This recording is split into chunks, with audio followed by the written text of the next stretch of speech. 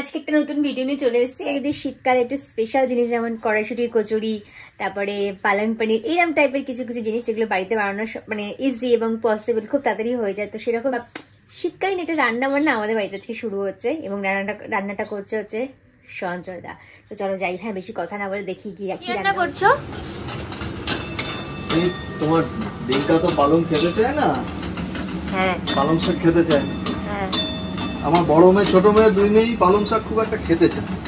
আচ্ছা, তার জন্য ওই পালংটাকে পিষে চটকে একটু পনির ফেলে পালং পনির।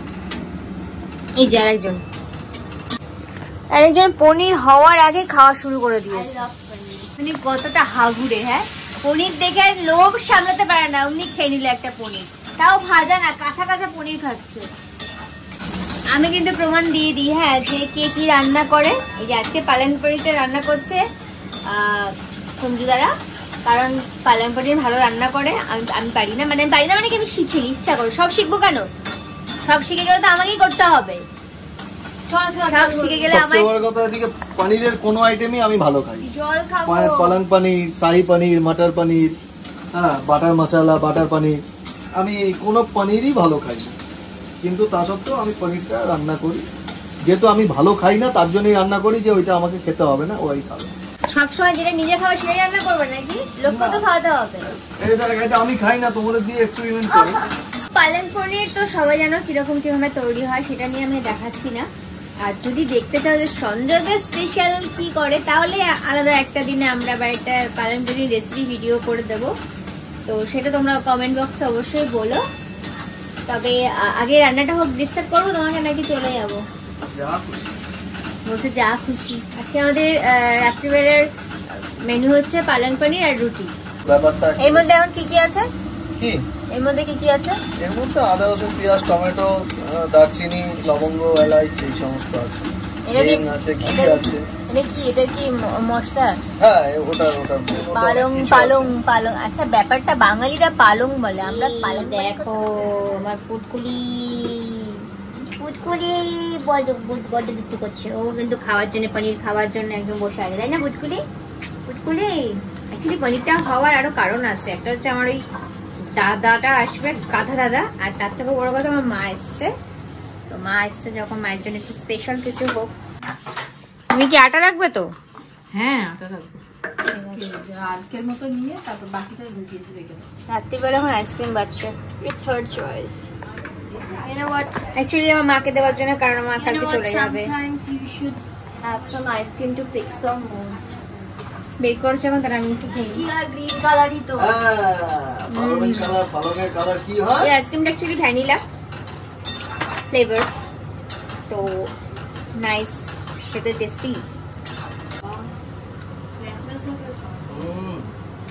অ্যাকচুয়ালি আমরা খাবো বলেছিলাম দুপুরবেলা, কিন্তু দুপুরবেলা ভুলে গেছে। পেট কথা শুনতে শুনতে আমরা ভুলে গেছি। আমার দারুণ লাগে পেট কথা শুনতে। আইসক্রিম খাবি পুটকুলি? ও আমার চুল খায়, আইসক্রিম খায় না, চুল খায়।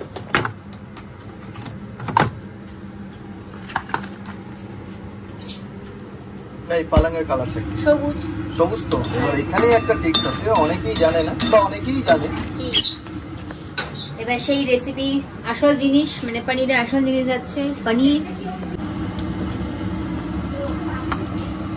কিন্তু ওই যখনই মশলা টসলা সব দেওয়া হয়, কালারটা পালংয়ের সেই এই যে একটা গ্রিনিশ যে ব্যাপারটা, সেই গ্রিনিশ ব্যাপার হয় না, হলুদ হয়ে যায়, লালচে হয়ে যায় না। এর জন্য একটা ছোট ছোট টিক্স আছে, যে টিক্সটা মেনটেন করলে এই পালংয়ের কালারটা সবুজই থাকবে। এটা ছোট, এটা বলা যাবে না তো? না, সে বলা কেন যাবে না? যদি তোমরা জোর জবরদস্তি করো, আমি না করবো, তোমরা হ্যাঁ করবে। আমি বলবো না, তুমি বলবে হ্যাঁ। এটা যদি দেখতে হয়, এই ট্রিক্সটা যদি জানতে হয়, তাহলে কমেন্ট অবশ্যই করো। তাহলে আমি পরে ভিডিওতে আরেকদিন পালন করে দেখিয়ে দেবো, ঠিক আছে? এটা সিক্রেট থাক। আমি ভাবছি একটা রেস্টুরেন্ট খুলবো, আর সেই রেস্টুরেন্টের মধ্যে আমার শেফ থাকবে হচ্ছে সঞ্জু বাবা। সঞ্জু বাবা হবে শেফ একদম। আমার মা বলছে আমি বাসনারি হবো। আচ্ছা, এটা দেখে নিই আমরা। তুমি কি হোটেল ম্যানেজমেন্ট পড়তে নাকি? কি আমি সবকিছু কি আর পড়ে শুনে হয়?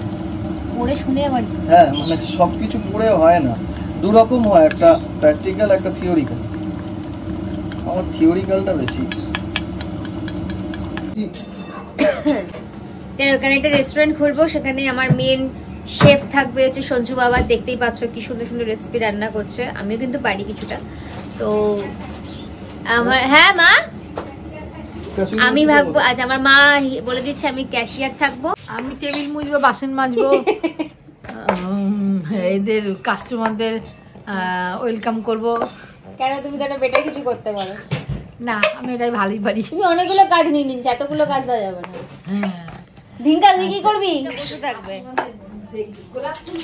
হ্যাঁ খেতে কাজ নেই। ওর তো কাজ না করতে পারলেই বাঁচে। আচ্ছা, লাস্ট কি দিচ্ছ?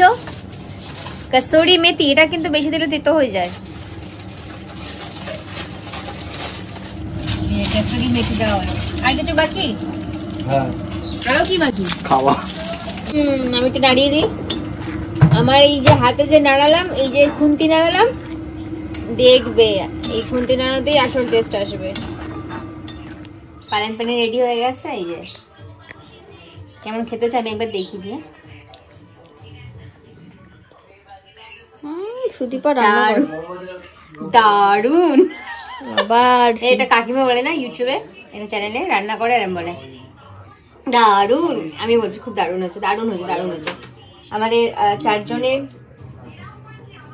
আমরা কজন? আমরা 3 জন 4 জন। উমা আর একজনের এক্সট্রা বাড়তে হবে, আমি সেটা ভুলে গেছি, কাউন্টিংই ভুলে গেছি। কারণটা আমার মানে দাদা এসছে, মানে অনেকদিন পরে দাদা এসছে, বুঝতে পেরেছো তো, আসে না তো অ্যাকচুয়ালি, ওই জন্য আমি ওকে ভুলে গেছি কাউন্ট করতে। যে এটা নিয়ে এসছে আমার দাদা, অনেকদিন পরে এসছে তো, সবাইকে আমি দুটো দুটো করে দিয়ে দিই। দেখতে পাচ্ছ আমাদের আজকে খাওয়া দাওয়াটা বেশ ভালোই হচ্ছে কিন্তু। হ্যাঁ, পালং পনির, এদিকে রসগোল্লা। চলো, আমি তো রিভিউ তোমাদেরকে দিয়ে দিয়েছি, এবার দেখি আর সবাই খেয়ে কিরকম বলে। হ্যাঁ, কেমন হচ্ছে বলো? ভালো হয়েছে, জোরে। খুবই সুন্দর, খুব ভালো হয়েছে। আমি অলরেডি বলে দিচ্ছি, ইটস ভেরি গুড, ডিলিশিয়াস। আপনি তো না খাননি, খান। আপনাকে এবার উলু দিয়ে খাওয়াবো নাকি? উলু দিয়ে খাওয়াবো? উলু দিয়ে কেন খাওয়াবি? এবার তুই জিজ্ঞাসা করবি রান্নাটা কেমন হয়েছে। হ্যাঁ নিশ্চয়ই, রান্না প্রথমেই একটা আন্দাজ ছিল এটা তুই করতে পারিস না, মা ক্লিয়ার করে দিল এটা জেমস করেছে। এত ভালো রান্না তোর দ্বারা সম্ভব না। না, তুই রান্না খারাপ করে সেটা বলবো না, কিন্তু এত ভালোটা তুই না। ঠিক আছে, তোকে যেটা বলেছি সেটা জিজ্ঞেস। এত তোকে বলিনি, রচনা বল। ভালো হয়েছে। এবার আমি রুটি দিয়ে খেয়ে দেখি, এমনি তো টেস্ট করেছি, রুটি দিয়ে খেয়ে দেখি। ভালো হয়েছে, তো মাঝে মাঝে করে খাওয়া দাওয়া করো। যাই হোক, আমরা খাওয়া দাওয়া করি, আবার পরে দেখা হচ্ছে। টাটা টাটা করে দাও সবাই। আমার মা দেখো ক্যামেরা না দেখি টাটা করছে।